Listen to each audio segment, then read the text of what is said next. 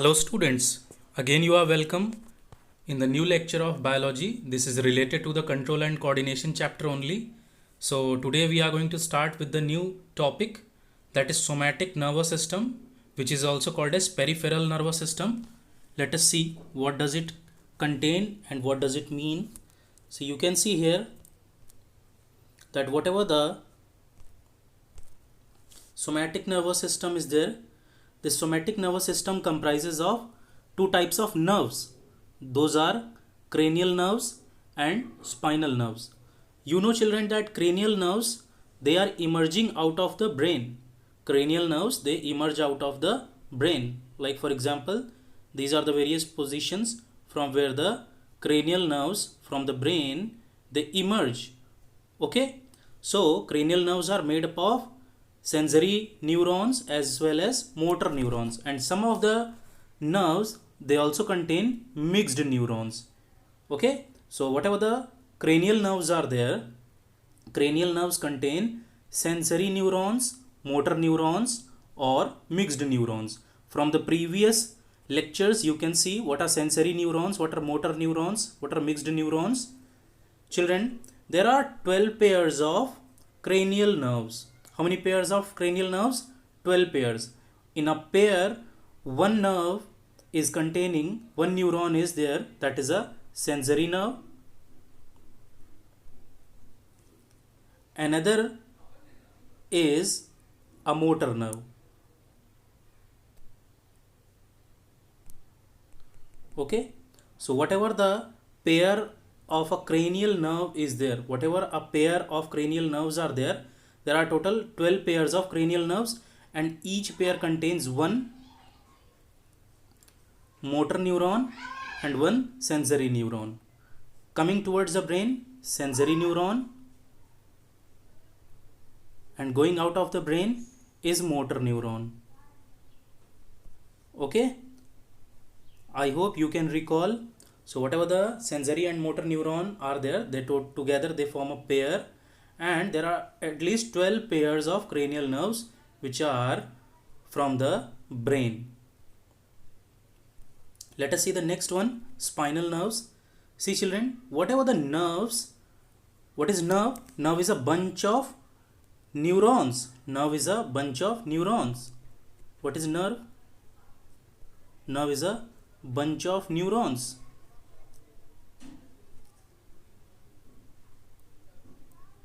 So whatever the nerves we talk about, if they are coming from the spine, they are referred to be as spinal nerves. The nerves which are coming out from the, arising from the spinal cord, they are called as spinal nerves. You may pause the video in between and you can take down the notes also from here only. So spinal cord contains two roots. One is a dorsal root, another is a ventricle or ventral root. Sorry, here you can correct it. It is ventral root. Okay, one is a dorsal root, another is ventral root. Okay, dorsal and ventral root. So when you talk about the spinal cord contains dorsal root through which the sensory neurons enter. If the sensory neurons are entering the spinal cord, they will enter by the help of dorsal root. They will enter through dorsal root. And whatever the motor neurons are leaving the spinal cord, the motor neurons which leave the spinal cord, they are moving out through the ventral root. Okay, so by the help of, again you see, by the help of dorsal root, the sensory neurons enter the spinal cord, and by the help of ventral root, this is ventral root, by the help of ventral root, through the ventral root, the motor neurons leave the spinal cord, and there are total 31 pairs of spinal nerves. How many? 31 pairs of spinal nerves. There are total 31 pairs of spinal nerves. Spinal nerves, you have to correct it. It is not spinal neuron, it is spinal nerves. Nerves are the group of neurons, motor nerves, sorry, sensory neurons, motor neurons, are mixed or association neurons. What are the nerves? Nerves are the bunch of the neurons. Okay, so there are total 31 pairs of spinal neurons. Somatic nervous system which we are studying, is also known as peripheral nervous system. Okay, it is also known as peripheral nervous system. So you can understand about it that some of the facial expressions or the muscles of the face, they are controlled by the peripheral nervous system. So this peripheral nervous system helps in control and coordination of several activities. Several activities are helped by the peripheral or somatic nervous system. Let us see the next one, autonomic nervous system. See children, whatever the autonomic nervous system is there, you can understand this also, that autonomic nervous system controls and regulates the functions of internal visceral organs. So whatever the internal activities of our body are there, internal organs are there, these internal organs are controlled by the autonomic nervous system. Okay, autonomic nervous system controls visceral organs, internal organs like your heart, your kidneys, your stomach, your intestine. These internal organs, the visceral organs, are controlled by the autonomic nervous system. Hope it is clear. See children, now whatever this nervous system is there, it is divided into two parts. One is sympathetic system, another is parasympathetic system. One is sympathetic system, another is sympathetic system, another is parasympathetic system. You can call them sympathetic nervous system or parasympathetic nervous system also. So whatever these two systems which are the parts of autonomic nervous system, that is the sympathetic nervous system and parasympathetic nervous system, they are working opposite to each other. These two systems work opposite to each other. That is why they are also called as antagonistic in nature. Means suppose if parasympathetic is saying constrict the pupils, then the sympathetic nervous system will say dilate the pupils. If the parasympathetic nervous system will say to the heart that beat slow, then the sympathetic will say beat fast. Okay, if the parasympathetic nervous system will say heartbeat should be slow, then the sympathetic nervous system will say that the heartbeats will be fast. So both are working opposite to each other. Both parasympathetic and sympathetic, these are working opposite to each other. That is why they are called as antagonist in nature. So autonomic nervous system is comprising of two systems, sympathetic and parasympathetic system, which are working opposite to each other, and they are helping the body activities to be controlled. Hope it is clear. Now by controlling the internal activities, okay, by controlling the internal activities, the autonomic nervous system we are still talking about, by controlling the internal activities, the involuntary functions of our body are controlled. Involuntary means on which our control is not there, like the secretions of liver. You can't control your liver. You can't control the peristaltic movement, means the movement into your stomach, into your food pipe. You can't control that. Can you control the digestion by your stomach, the heartbeats, respiration, breathing? You can't control them. They are automatically, all these are controlled by your autonomic nervous system. Autonomic nervous system. Hope it is clear children. Autonomic nervous system. Now after this, let us talk about the spinal cord, reflex action, reflex arc. Let us talk about, see, in our day-to-day life we undergo very quick and spontaneous actions also. Suppose you are blinking your eyes, you are coughing, you are sneezing. Okay, when you are riding the bicycle, then you are applying the brakes. Nobody is telling you to do all these things. At an instant, very quick, in a very short interval of time, you do all these activities. Suppose something is going to come into your eye, then you blink your eye. Nobody is telling you to blink the eye. You are closing your eyelids. Same way, suppose you are moving on the road, and somebody is coming from the front, then you brake the tires of the cycle. So when you are applying the brakes in the tires of the bicycle, this is all at once, without the use of your brain. It is in your consciousness. Okay, so let us see that in our day-to-day life, when you do quick and spontaneous actions which do not use your brain, so all these activities are done very automatically, very instantly. You don't have to use your brain. Whether you have to sneeze or cough. Do you use the brain while you are sneezing or coughing? You don't use. So these actions are very quick, very spontaneous, without the use of brain. So when the actions are without the use of brain and you are using your spinal cord, then the actions are called as reflex actions. Okay, such actions which are done by the help of spinal cord without using the brain, then reflex actions these reflex actions are there in our consciousness, and these are the actions which are also very quick and spontaneous, because they are done without the use of brain is not utilized for these kind of actions, quick and spontaneous actions. They are done by the help of spinal cord. Okay, they are done by the help of spinal cord. So we will say that they are in our consciousness. So reflex actions are controlled by our consciousness. Now types of reflex actions, let us see. Types of reflex actions. See, types can be simple or unconditioned reflexes. These reflexes, they are not learned by us. They are unlearned reflex actions. Means we don't have to learn them.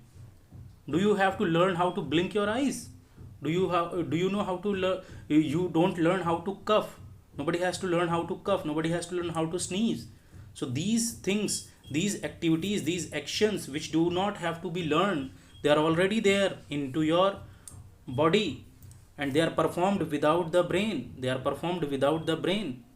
These type of activities which you don't learn, they are unlearned and within your consciousness, like blinking of your eyes, coughing, sneezing, without the use of brain, they are called as simple and unconditioned reflexes. Now the same way, for example, acquired reflex actions. Whatever the acquired reflex actions are there, these reflex actions are developed, they are learned. These reflex actions are developed, these are learned. Like applying a brake in your bicycle. When you learn how to ride the bicycle, you don't know when to apply the brake or not. So you have to learn that. Similarly, while suppose you are playing a guitar, when you are learning to play a guitar, you know which key you have to strike, which string you have to strike.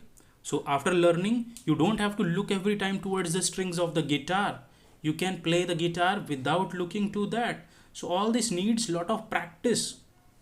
All these things needs, when the activities, they need a lot of practice and learning, they come into your consciousness, and when they come into your consciousness, you can do very well. So most of these reflexes are controlled by your spinal cord, and thus these reflexes are also called as spinal reflexes. Hope it is clear. Now let us talk about the reflex arc. So you can see here, what is reflex arc? See here, this is a hot pan, and from the pan, the impulses, the stimulus, the temperature of the pan is stimulus. The temperature of the pan is stimulus. So this is temperature which is stimulus for you. This temperature which is stimulus for you is received by the skin. And from the skin, this stimulus, when it is received by the skin is a receptor. Now skin acts as a receptor after receiving the stimulus, that is the temperature of the hot pan. Okay, now whatever this stimulus is there, it will get converted into an impulse, and this impulse has to be sent to the spinal cord. This will go through a sensory nerve or sensory neuron, and from the sensory neuron, when it will go to the spinal cord will do some activity. It will process that impulse, and after that, the spinal cord, after processing, it will send back that impulse, the processed impulse, by the help of motor neuron to the muscle, and muscle will help you to remove your hand from here. So let us see it, that the complete pathway for the reflex action is called as reflex arc. The complete pathway for the reflex action is called as reflex arc. Let us talk about the reflex action on touching a hot utensil. So on touching a hot utensil, what is the reflex arc, the path of that signal to travel? Let us see. See, when you touch a hot cup or tea or a pan, here it is pan, P-A-N, pan. The heat is a stimulus. This pan is very hot. This pan is hot. So the heat or the hotness of this pan is stimulus. Stimulus means a sudden strong change. What is stimulus? A sudden strong change. And now this stimulus is received by your skin receptors. This is stimulus. The hotness of this pan is received by your skin receptors. Okay, skin receptors. So skin receptors get some pain. This temperature is the stimulus. Temperature is the stimulus. Okay, temperature is what? Stimulus. This temperature is received by the skin receptors, and then the signal impulse is created. After receiving this stimulus, the skin receptors create a signal impulse, create a wave of irritability. Now this signal impulse is transferred to the spinal cord. The signal impulse has to come to the spinal cord. The signal impulse has to come to the spinal cord. And how it will come? This will come to the spinal cord by the help of sensory neurons. See here, this is a sensory neuron. This is a sensory neuron. This signal impulse will come to the spinal cord by the help of sensory neuron. Okay, now the spinal cord is going to process it. Process this signal. It will process this signal. Now after processing the signal, the impulse is going to move out from the spinal cord by the help of motor neuron, and it will come to the muscle. Muscle is now as an effector organ. And this muscle will move, and your hand will get removed, and you will be safe from the injury. Okay, so whatever the signal impulse is there, signal impulse is created and transferred to the spinal cord by the help of sensory neuron, and after that the spinal cord is going to process the signal. Spinal cord is processing that signal. Which signal? The stimulus, which is the hot temperature that created some sensation on the skin. Now this was moving through the sensory neuron as an impulse. Now this impulse has been processed. It has been understood by the spinal cord. Very instantly these things have to be done. So now the processed signal from the spinal cord, this processed signal moves to motor neurons. It moves into the motor neurons, and from the motor neurons, these signals, they come to the effector organ. What is effector organ here? Effector organ is a muscle of the arm. Now when the muscle organ receives the processed signal by the help of motor neuron, your hand is removed from the hot utensil very quickly, and you are safe from the injury. Hope it is understood. So children, meanwhile all these topics are clear to you. Keep on taking down the notes, keep on studying. You may find out some questions from online medium, and you be safe at your home. Take care of your parents as well as everybody, as well as yours also. Keep studying, keep continuing. Thank you.